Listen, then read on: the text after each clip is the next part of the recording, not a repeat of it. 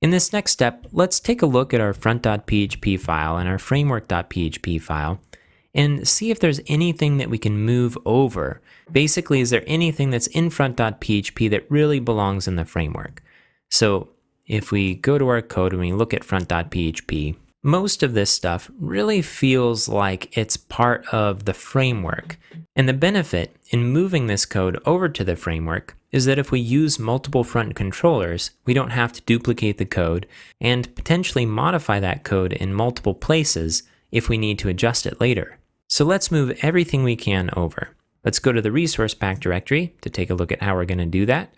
So first we'll open up step 69, framework.php, moving code from the front controller into a framework. Let's copy this code and paste it over the code in our framework.php file and save it. Let's do the same thing for our front controller. So we'll open up step 70, moving code from the front controller into framework. We'll copy this code and paste it over the code in front.php and save it.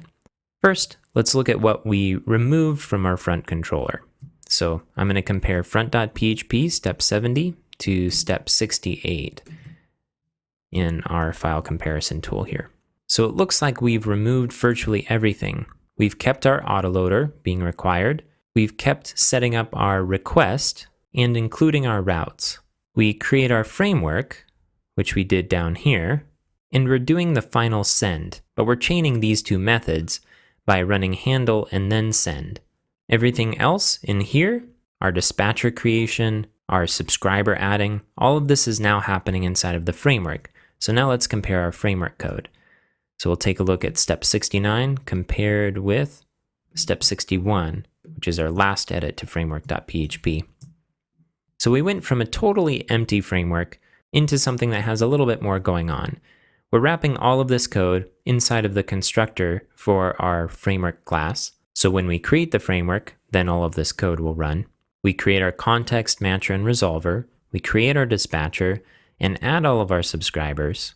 And then because we've created a constructor here, it's going to override the constructor in HTTP kernel.